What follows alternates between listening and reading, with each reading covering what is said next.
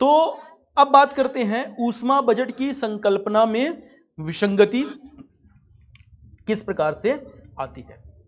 तो हेडिंग लगाइएगा, ऊष्मा बजट की संकल्पना में विसंगति, एनोमली इन हीट बजट कॉन्सेप्ट। ऊष्मा बजट की संकल्पना में विसंगति अथवा ग्रीन हाउस गैस प्रभाव। ठीक, चलिए हेडिंग लगा लिया सबने। अब बात करते हैं कि अभी तक हमने जो समझा, हमने इस बात को समझा, ऊष्मा बजट की संकल्पना को समझ लिया। ऊष्मा बजट की संकल्पना के आधार पर हमने ये देख लिया कि पृथ्वी को लघु तरंग विकिरण के रूप में प्राप्त सौर ऊर्जा और पृथ्वी के द्वारा दीर्घ तरंग विकिरण के रूप में निष्कासित ऊष्मा की जो मात्रा है वो कैसी है, समान होती है। तो संकल्पना जो कहती है, यानी कि जो सिद्धांत कहता है, वो सिद्धांत ये कह रहा है कि पृथ्वी को लघु तरंग विकिरण के रूप में प्राप्त सौर ऊर्जा और पृथ्वी के द्वारा दीर्घ तरंग विकिरण के रूप में निष्कासित ऊष्मा की मात्रा बराबर होनी चाहिए, अर्थात पृथ्वी का औसत तापमान नियत होना चाहिए, यह सिद्धांत कहता है। लेकिन सिद्धांत में एनोमली की स्थिति देखने को मिलती है, विसंगति की स्थिति देखने को मिलती है। और यह विसंगति देखने को मिलती है क्योंकि ग्रीन हाउस गैस का प्रभाव होता है। तो ग्रीन हाउस गैस के इफेक्ट के कारण या ग्रीन हाउस गैस प्रभाव के कारण जो हमने सिद्धांत पढ़ा, इस सिद्धांत में एक प्रकार से विसंगति उत्पन्न हो जाती है। कैसे, अब बात समझते हैं। तो देखिए,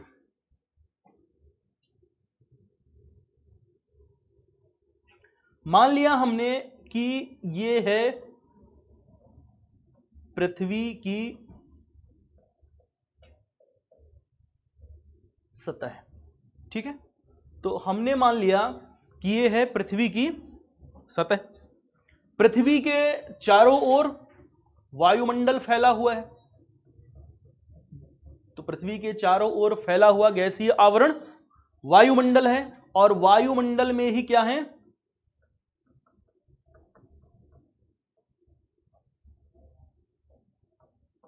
ग्रीन हाउस गैसेस हैं। तो वायुमंडल में ही ग्रीन हाउस गैसें मौजूद हैं।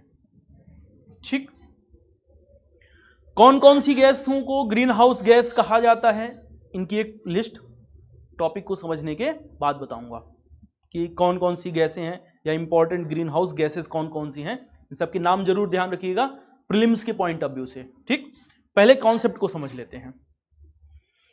तो पृथ्वी की सतह है, और पृथ्वी की सतह के पृथ्वी के चारों ओर वायुमंडल है, और हमने ये जान लिया कि वायुमंडल में ही कुछ गैसें मौजूद हैं जिन्हें हम ग्रीन हाउस गैसें कह रहे हैं।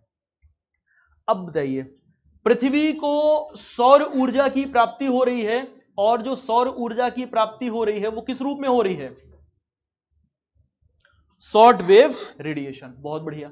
तो शॉर्ट वेव रेडिएशन, या हम कह सकते हैं लघु तरंग विकिरण के रूप में पृथ्वी को सौर ऊर्जा की प्राप्ति हो रही है। ठीक, तो वायुमंडल में मौजूद ग्रीन हाउस गैसें पृथ्वी की ओर आने वाले लघु तरंग विकिरण के लिए पारगम्य होती हैं अथवा परमेबल होती हैं। तो क्या होती हैं ये होती हैं पारगम्य।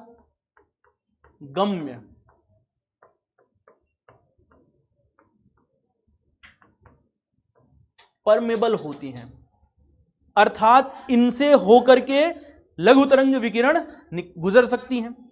तो ग्रीन हाउस गैसें लघु तरंग विकिरण के लिए पारगम्य हैं, और लघु तरंग विकिरण आता है सतह पर।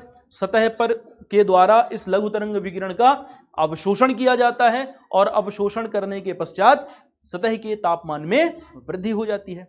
तो अवशोषण करने के पश्चात सतह के तापमान में वृद्धि हो गई। अब जब सतह का तापमान बढ़ेगा तो पृथ्वी की सतह के द्वारा क्या किया जाएगा? ऊष्मा का निष्कासन किया जाएगा। बिल्कुल, तो पृथ्वी की सतह ऊष्मा का निष्कासन करेगी। और किस रूप में निष्कासन करेगी बताइए? लॉन्ग वेव रेडिएशन के रूप में। बहुत बढ़िया। तो निष्कासन करती है लॉन्ग वेव रेडिएशन के रूप में, ठीक है। लेकिन वायुमंडल में उपस्थित ग्रीन हाउस गैसें इस लॉन्ग वेव रेडिएशन को, इस दीर्घ तरंग विकिरण को वापस पृथ्वी की ओर परावर्तित कर देता है, या अवशोषित करके मैं ये कहूं कि वापस पृथ्वी की सतह की ओर भेज देता है। तो ग्रीन हाउस गैसें क्या कर रही हैं? इस पृथ्वी से निष्कासित लॉन्ग वेव रेडिएशन को वापस से पृथ्वी की ओर भेज दिया। अब ये पृथ्वी की ओर वापस से आ गया। तो जब लॉन्ग वेव रेडिएशन वापस पृथ्वी की ओर आ रहा है, इस रेडिएशन को कहा जाता है प्रतिलोम विकिरण। क्या कहते हैं? इसे कहते हैं प्रतिलोम विकिरण, काउंटर रेडिएशन। इसका नाम जरूर ध्यान रखिएगा, बहुत इंपॉर्टेंट है। तो काउंटर रेडिएशन किस प्रकार का विकिरण होगा बताइए? लॉन्ग वेव होगा या शॉर्ट वेव? Long wave. बहुत बढ़िया। तो काउंटर रेडिएशन होना चाहिए। होगा कैसा? यह भी एक प्रकार का लॉन्ग वेव रेडिएशन ही होगा।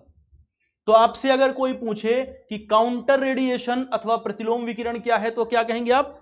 कि पृथ्वी की ओर आता हुआ दीर्घ तरंग विकिरण है, जिसके प्रभाव से सतह के समीप तापमान में वृद्धि हो जाती है। तो जैसे ही ये सतह के समीप आएगा, वापस से सतह के तापमान में क्या करेगा? वृद्धि कर देगा। तो सतह के समीप के तापमान में क्या हो जाएगी? वृद्धि हो जाएगी। अब जब सतह के समीप तापमान में वृद्धि हो गई, तापमान बढ़ जाएगा, तो क्या ऊष्मा बजट की संकल्पना जो सिद्धांत कह रहा है वैसी बात हुई? नहीं हुई, बल्कि क्या हो गया? विसंगति उत्पन्न हो गई। क्योंकि तापमान तो नियत होना चाहिए, लेकिन तापमान बढ़ गया।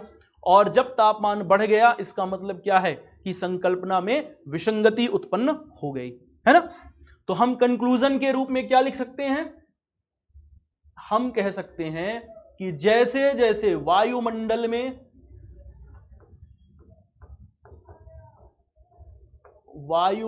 में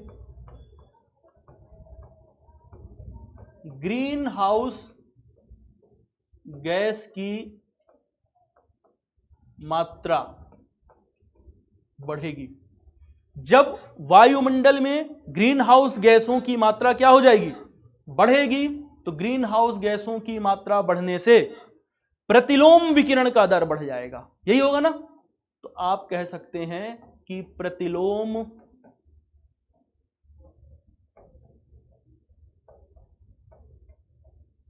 विकिरण का दर बढ़ जाएगा।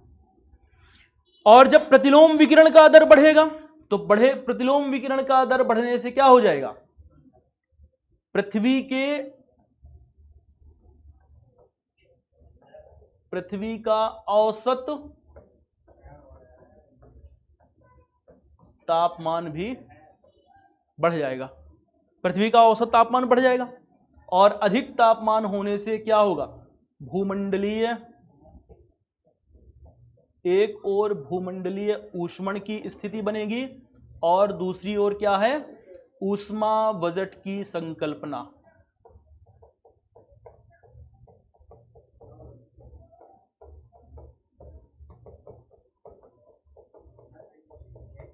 में विसंगति उत्पन्न हो जाएगी। यही होगा ना। तो कंक्लूजन हमारा क्या हुआ? अगर कंक्लूजन आपसे कहा जाए, तो कंक्लूजन हम कह सकते हैं कि ग्रीन हाउस गैसों की मात्रा का प्रतिलोम विकिरण के दर के साथ सीधा संबंध है, और प्रतिलोम विकिरण के दर का पृथ्वी की सतह के औसत तापमान के साथ सीधा संबंध होता है। बात यहां तक क्लियर सभी को?